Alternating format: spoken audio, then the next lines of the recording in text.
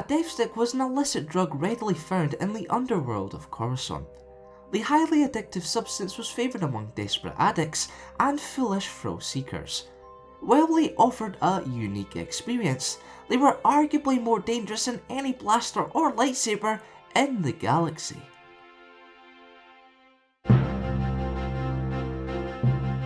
Welcome to the CXXXIX Star Wars Lore episode 139, Death Sticks.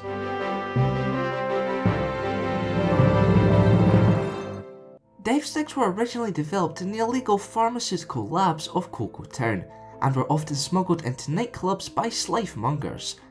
The drug's red or yellow acetylcholona extract offered euphoria in exchange for a twisted version of reality, enhanced by bright colours.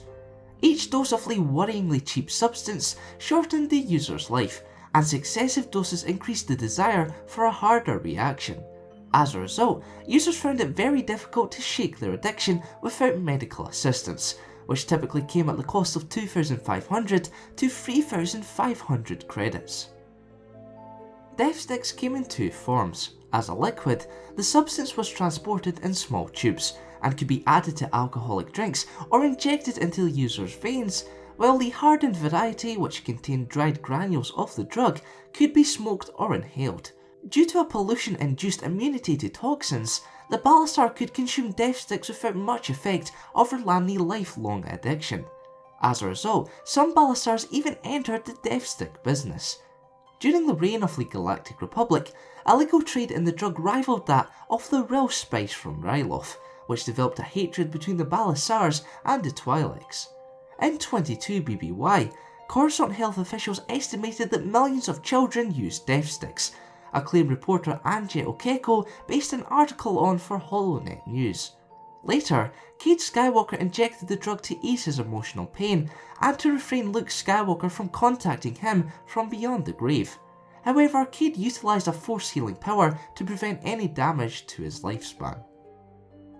When ingested, the drug could greatly weaken a person's connection to the Force. So while on the hunt for bounty hunter Zam Wesell, Jedi Knight Obi-Wan Kenobi rejected the opportunity to buy death sticks.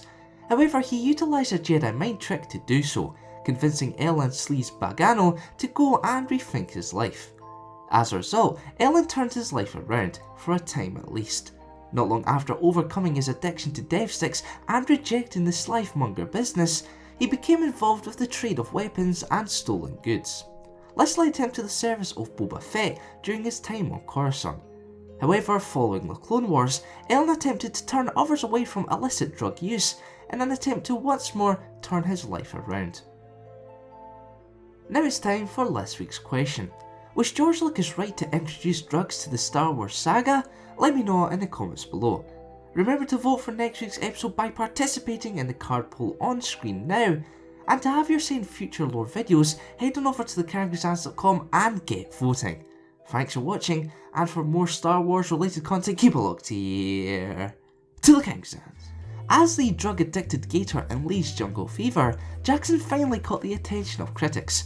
His performance was so award-worthy that the judges at the Cannes Film Festival created a Best Supporting Actor category so that Jackson never walked away empty-handed. However, the role forced Samuel to face his own off-screen demon.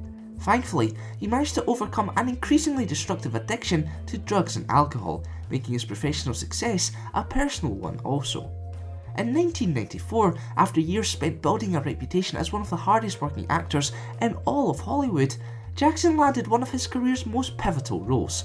As Jules Winfield in Quentin Tarantino's cult classic Pulp Fiction, Samuel cemented himself as a world-renowned actor, and following a string of box office successes, Jackson eagerly accepted the role of Mace Windu in the Star Wars prequel trilogy. But how has Samuel's career played out since? Well, let's find out.